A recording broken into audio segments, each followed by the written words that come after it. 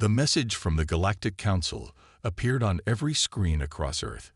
It was short, clear, and felt like a slap in the face to humanity's dreams of reaching the stars. After thorough mathematical analysis, we confirm that faster-than-light travel is impossible. All species must accept this fundamental limit of our universe. Dr. James Walker watched the message replay for the 20th time in his small office at the North American Physics Center. Coffee cups littered his desk, and his whiteboard was covered in equations. The sun was setting outside his window, casting long shadows across his cluttered workspace. "This doesn't make sense," he muttered, comparing the alien equations to his own work. The aliens had shared their math as proof, probably thinking humans were too primitive to understand it. But something caught his eye, a pattern that seemed oddly familiar. He pulled up the data from Earth's latest particle accelerator experiments. These were the same experiments the aliens had called charmingly primitive during their last visit. As he overlaid the patterns from both sets of data, his hands began to shake. "They missed it," he whispered. "They completely missed it." The next morning, Walker rushed into the weekly research meeting, his usual neat appearance replaced by wrinkled clothes and messy hair. His colleagues looked up from their tablets, surprised by his unusual entrance.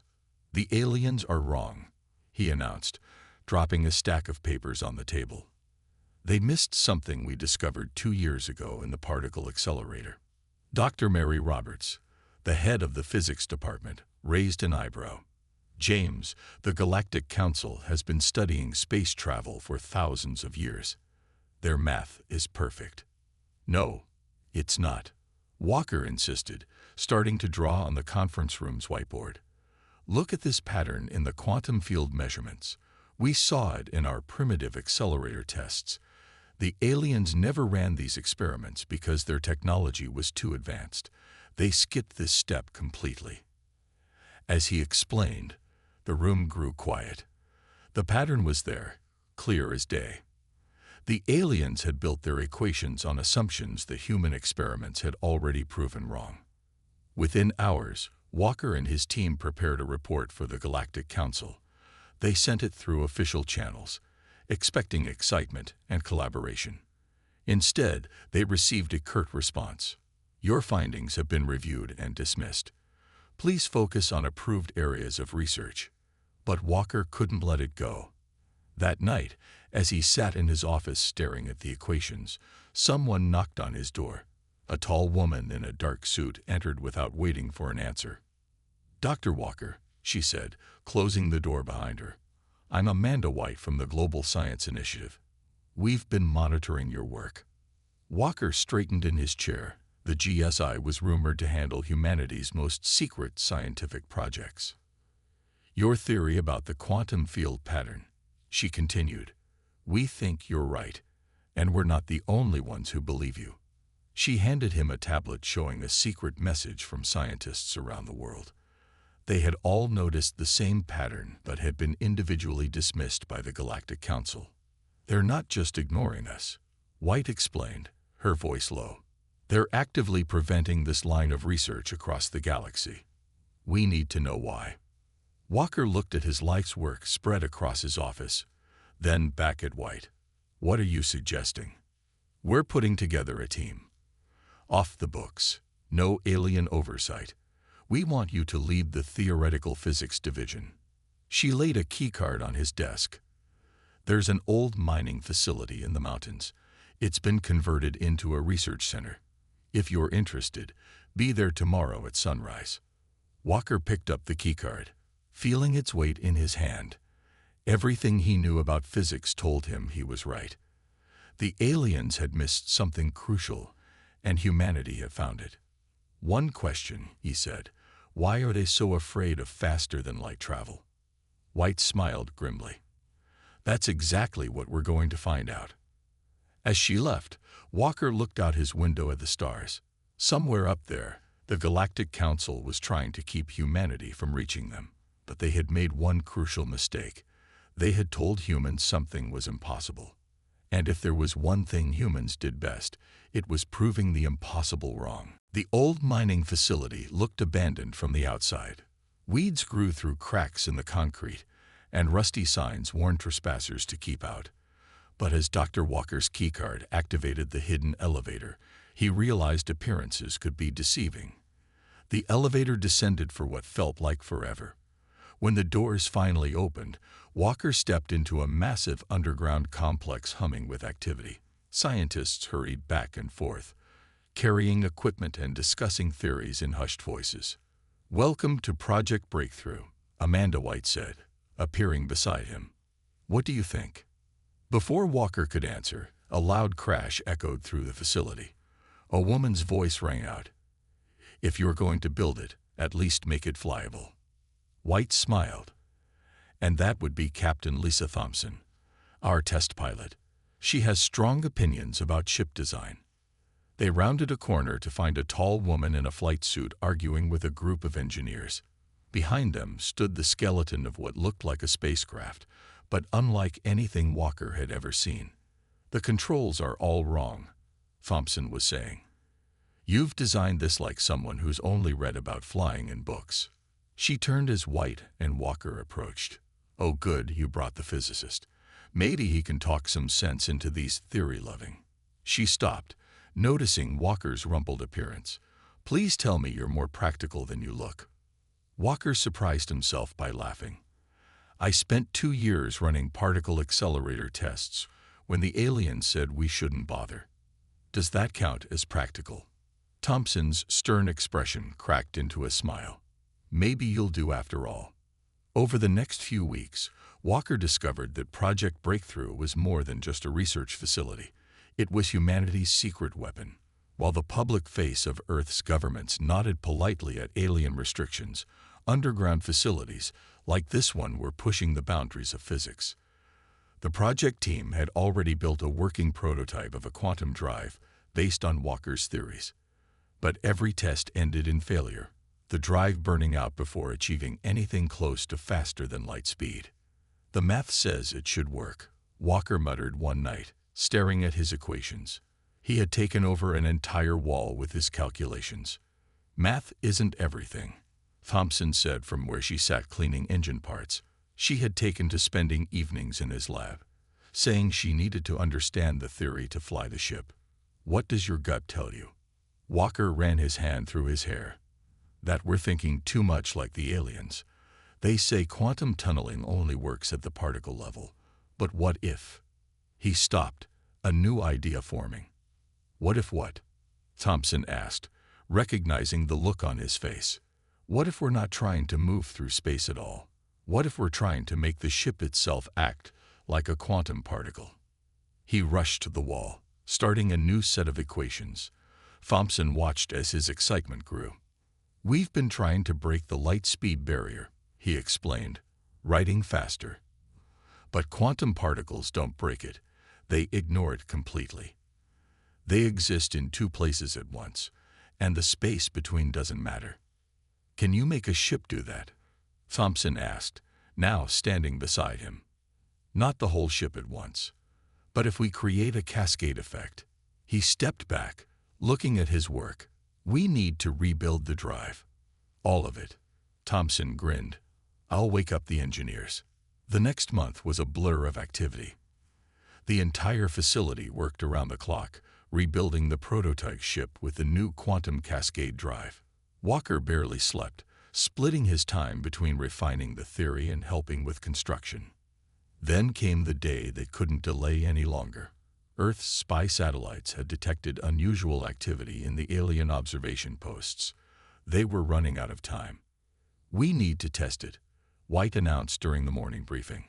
"Full power, full distance, tomorrow." Thompson stood up. "I'll fly it." "Lisa," Walker started to protest. "We haven't done any of the safety checks." "We don't have time," she cut him off.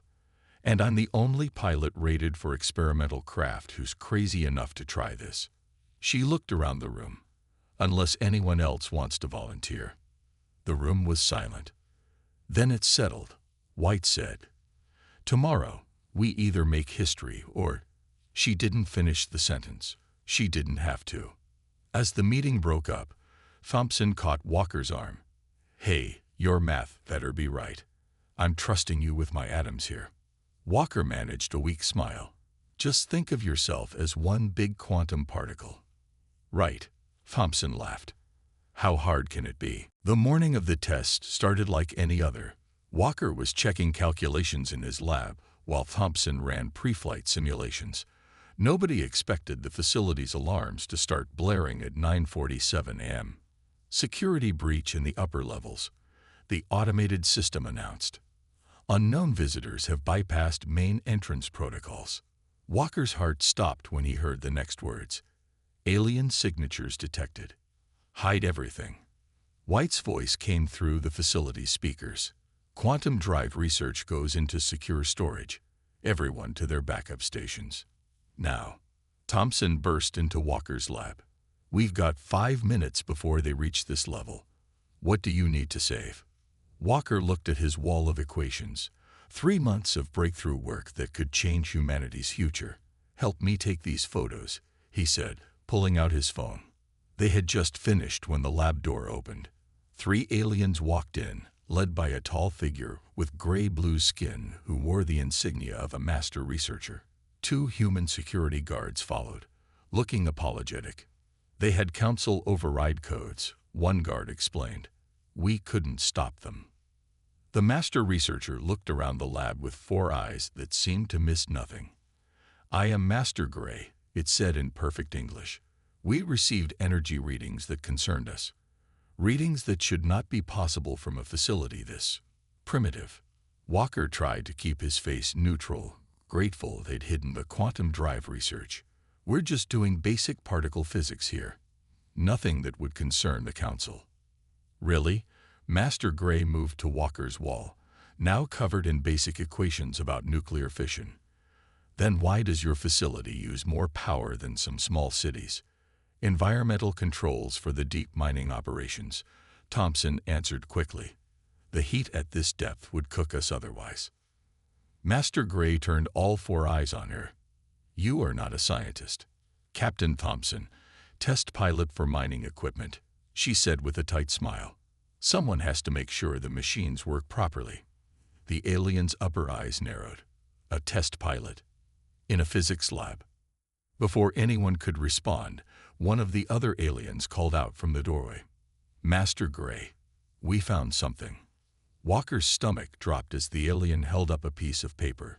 He recognized it immediately, a discarded calculation about quantum tunneling that must have fallen behind a desk. Master Gray took the paper, all 4 eyes widening as it read. When it looked up, its gray-blue skin had darkened to almost black. "You were warned," it said, voice cold. "Faster-than-light travel research is forbidden. The mathematics are impossible. The physics are impossible. The Council's decision is final. Nothing is impossible until proven so," Walker argued, his frustration finally boiling over. "Our particle accelerator experiments show." "Your primitive experiments show nothing," Master Gray snapped. "You are children playing with forces you cannot understand. Forces that cold." It stopped abruptly. "Could what?" Thompson asked, stepping forward. "What are you so afraid we'll discover?" Instead of answering, Master Gray pulled out a device that looked like a thin tablet. "By authority of the Galactic Council, this facility is now under investigation. All research will cease. All data will be confiscated. All personnel will be questioned." "You can't do that," Walker protested. "We have rights under the First Contact Treaty." "Rights that end when you endanger the galaxy," Master Gray replied. It turned to its companions. "Search everything. I must contact the Council." As the alien leader left, Thompson moved closer to Walker. "How long before they find the drive?" she whispered. "Hours, maybe less," he murmured back. "And when they do?" "They'll shut us down permanently," White said, joining them. She looked at Thompson. "How fast can you prep the ship?" Thompson straightened. "Give me 30 minutes. "You have 15, White said. "Dr. Walker, get your equations. Captain Thompson, get your flight suit." She looked at them both. "We're launching early."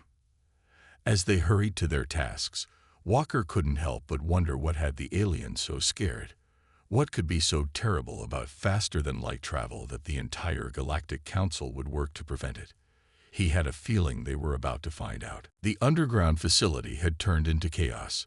Alarms still blared as scientists rushed to hide their work from the alien inspection team. In the ship hangar, Thompson was already in her flight suit, running pre-flight checks on the prototype they'd named Galileo. "How much time do we have?" she asked as Walker rushed in with his equations and a small computer. "Not enough," he answered, starting to hook up the computer to the ship's quantum drive. "White says the Council is sending a containment fleet. They'll be here in less than an hour." The hangar doors above them were still sealed, hiding their secret ship from the aliens searching the upper levels. But they could hear the heavy footsteps of the search teams getting closer. "The drive isn't ready," Walker said, his fingers flying over the keyboard. "We needed another week of testing. If the quantum field doesn't stabilize." "We don't have another week," Thompson cut him off. "We don't even have another hour." She checked her instruments. "Power systems are online.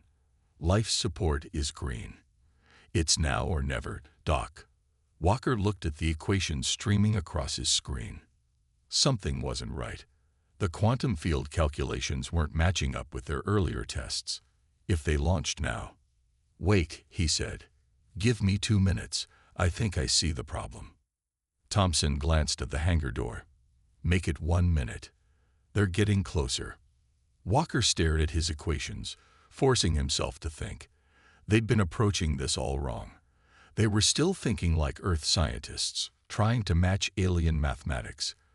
But humans had always done things differently. "What if we're not wrong?" he muttered. "What if we're just different?" His fingers flew across the keyboard, rewriting the quantum field equations. Instead of trying to match the alien mathematics perfectly, he added in the patterns they'd discovered in their particle accelerator experiments, the ones the aliens had dismissed as primitive. The computer beeped. The new calculations showed a stable field. "Got it," he shouted, just as the hangar doors burst open. Master Gray stood there with a team of aliens, all holding strange devices that hummed with energy. "Stop this at once," the alien leader commanded. "You have no idea what forces you're dealing with." "Actually," Walker said, hitting the final key to upload his calculations to the ship, "I think we do." He turned to Thompson. "We're ready." Thompson sealed the ship's hatch as Walker strapped himself into the co-pilot's seat. Outside, the aliens were rushing forward, their devices glowing brighter. "Those look like weapons," Thompson said calmly, firing up the engines. "Guess they really don't want us to leave." The ship's quantum drive hummed to life, filling the cabin with a blue glow. On his screen, Walker watched the field readings climb. The new equations were working perfectly. The containment fleet just entered the solar system. White's voice came through their radio. "You have less than 5 minutes to launch." Master Gray's voice boomed through the hangar. "This is your final warning. Faster-than-light travel is not just impossible, it's dangerous. You'll tear a hole in." The rest was drowned out by the roar of the ship's engines as Thompson fired them up to full power. The ceiling above them began to open, revealing the morning sky. "Their weapons are powering up," Walker warned, watching the alien devices glow brighter. "Then we better not be here when they fire," Thompson replied. She grabbed the controls and smiled. "Ready to make history, Doc." Walker looked at his quantum field readings. Everything they'd worked for came down to this moment. Either they proved the impossible was possible, or— "Ready," he said, gripping his seat. "Let's show them what humans can do." Thompson pushed the throttle forward.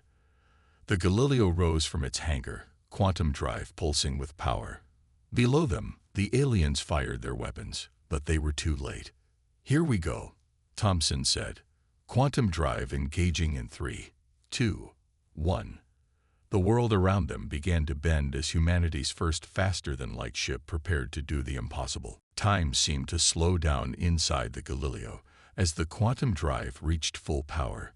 The air itself appeared to bend around them, creating rainbow-like patterns across the ship's windows. Outside, the alien weapons fire moved in slow motion, beams of energy crawling through the air toward them. Quantum field at 95%. Walker called out, watching his instruments. The numbers were climbing faster than in any of their simulations. "Captain, we need to jump now." Thompson's hands were steady on the controls as she pushed the ship higher into the morning sky. "Not yet. We need to clear the atmosphere or the quantum field could affect the whole planet." Through the radio, they could hear White coordinating the facility's defense. Alien ships entering Earth's atmosphere. 15 vessels on intercept course. The Galileo shot through the clouds, climbing faster than any traditional spacecraft. The alien ships appeared around them. Sleek, silver vessels that moved like fish in water. Their weapons began to charge. "They're trying to box us in," Thompson said, rolling the ship to avoid the first shots. "Classic fighter pilot strategy. But they don't know about my test pilot days." She threw the Galileo into a series of maneuvers that should have been impossible for a ship its size. The alien vessels, expecting an easy target, scattered in confusion. "Quantum field at 100%, Walker announced. The entire ship was now glowing with a blue-white light. "But the field is still building. We never saw this in the simulations." "Is that bad?" Thompson asked, dodging another burst of alien weapons fire. Walker checked his equations quickly. "Actually, it's perfect. The field is adapting to the ship, just like a quantum particle adjusting to observation. We're ready." "About time." Thompson pointed at their radar screen. "Because that's the containment fleet arriving." Massive ships were appearing at the edge of the solar system, their arrival sending ripples through space itself.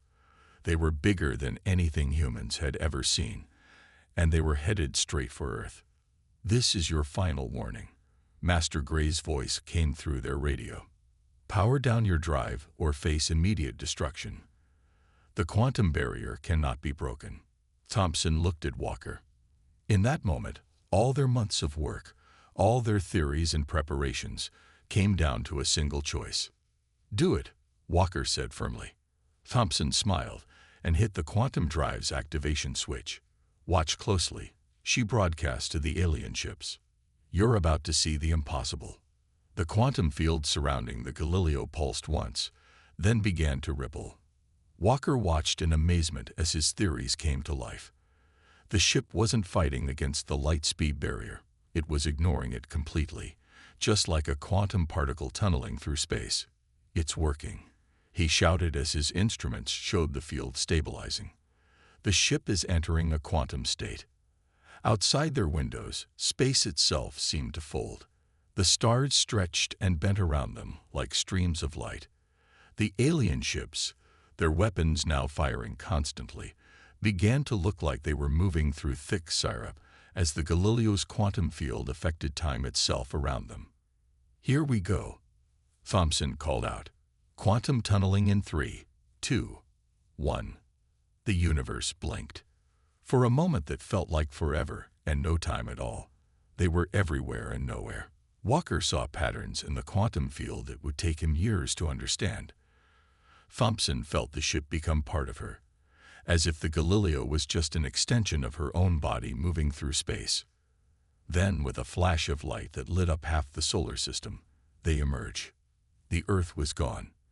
The alien ships were gone. The sun itself looked different.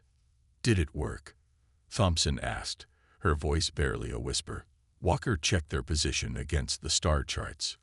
When he looked up, his eyes were wide with wonder. "Captain, we're in orbit around Alpha Centauri. We just traveled 4.37 light-years in less than a second." Thompson looked out at the alien star and its planets, then back at their instruments which were recording everything. "Well," she said with a grin, "I guess we just proved impossible wrong." The Galileo floated silently in space, its quantum drive humming peacefully, while behind them, humanity's universe had just grown infinitely larger. The Alpha Centauri system glowed through the Galileo's windows, its light different from Earth's familiar sun. Walker hadn't stopped checking and rechecking their sensor data since they arrived. Every instrument on the ship had recorded their impossible journey. "How's our quantum drive?" Thompson asked from the pilot's seat, where she was running her own checks. Walker looked at the engine readings. "Stable. Actually, it's more than stable. It's running better than ever. The jump seems to have calibrated the field somehow." "Good," Thompson said, "because we got company." The sensors lit up as ships began appearing around them. The containment fleet had followed their quantum signature. Within minutes, they were surrounded by alien vessels of all sizes. "They don't look happy," Thompson observed, watching the ships take up attack positions. Walker smiled.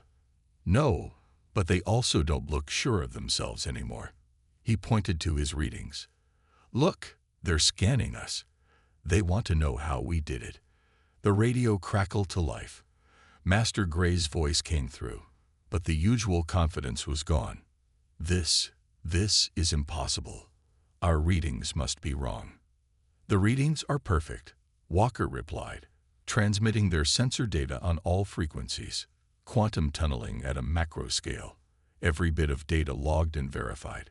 Humanity just proved your impossible wrong. More alien ships were arriving every minute. Not just military vessels now, but scientific ships too. Walker could see their scanning beams sweeping over the Galileo, trying to understand what they'd achieved. "Their weapons are powered down," Thompson noted. "I guess it's hard to threaten someone who just rewrote physics." The radio crackled again, but this time it wasn't Master Gray. A new voice spoke, deeper and more formal. "This is High Counselor Blue of the Galactic Council. We request a dialogue." Thompson looked at Walker and raised an eyebrow. "Request? That's new. They're usually telling us what to do." Walker keyed the radio. "We're happy to dialogue, High Counselor. But first, we're transmitting our flight data to every scientific institution on Earth. Humanity's achievement will be documented and preserved." There was a long pause before the High Counselor responded. "You don't understand. The quantum barrier was put in place for a reason. There are things in deep space That's exactly why we're sharing the data," Walker interrupted. "Humanity is ready to learn, to understand. But we'll do it our way, not hidden behind artificial barriers." As if to emphasize his point, more ships were appearing. But these weren't alien vessels. Earth's own ships, though slower and more primitive, had finally reached their position. Humanity had come to witness their triumph. "The quantum barrier cannot be maintained now," the High Counselor said, sounding resigned. "Your species has broken through. But you must understand the responsibilities that come with this power." "We understand responsibility," Thompson replied. "But we also understand courage and progress. Maybe that's something we can teach you." The radio channels suddenly exploded with activity as ships from other alien species began arriving. Species that had been told faster than light travel was impossible. Species that had believed the Council's barriers were unbreakable. "Dr. Walker," one of them transmitted, "our scientists have reviewed your data. Your quantum tunneling theory. It's brilliant in its simplicity. Would your people be willing to share this technology?" Before Walker could answer, more requests came in. Dozens of species, all eager to learn, to understand, to break free of the barriers that had held them back. Thompson grinned at Walker. "Looks like we just changed the galaxy." "No," Walker corrected her, watching the gathering of ships around them grow larger by the minute. "We just gave the galaxy its freedom back." The Galileo floated in space, its quantum drive still humming softly, while around it, the beginnings of a new age of exploration and cooperation took shape. Humanity had done more than prove the impossible wrong. They had shown the galaxy how to dream again. 1 month after the Galileo's historic jump, the underground facility had changed completely. Where once there had been secrecy and hidden research, now there were representatives from a dozen alien species working alongside human scientists. The facility had become Earth's first interstellar research center. Walker stood at his old whiteboard, explaining quantum tunneling theory to a group of eager alien scientists. His equations now filled not just one wall, but an entire room. The key was thinking differently, he explained, drawing another diagram. Instead of fighting against quantum mechanics, we embraced it. Sometimes the best way forward is to stop trying to break through a wall and instead learn to walk through it. In the hangar, Thompson was running flight training for the first group of human and alien pilots. The Galileo had become the template for a new generation of ships, each one improving on the original design. The quantum field isn't your enemy, she told her students, pointing to the drive systems. It's your partner. You have to work with it, not against it. Just like humans had to work with gravity to learn how to fly, we now work with quantum mechanics to cross the stars. Master Gray stood at the back of her class, watching with all four eyes. The alien scientist had requested to stay on Earth, saying there was much to learn from human perspectives. Today, those eyes showed something new: respect. The facility's main conference room had been converted into a galactic communication center. Amanda White stood there now, coordinating with ships and stations across known space. The quantum drive technology had spread quickly, but Earth had made sure it spread safely. Yes, the safety protocols are necessary, she was saying to an alien captain. We understand you want to try longer jumps, but we've learned that slow and steady wins the race. Humanity waited thousands of years to reach the stars. We can wait a few more months to do it right. But the biggest changes weren't in the facility. They were in space itself. The quantum barrier that the Council had maintained was gone, replaced by open lanes of travel and communication. Ships of all species jumped between stars, carrying not weapons or threats, but knowledge and collaboration. Walker's computer beeped, reminding him of the upcoming council meeting. He smiled, remembering how different these meetings were now.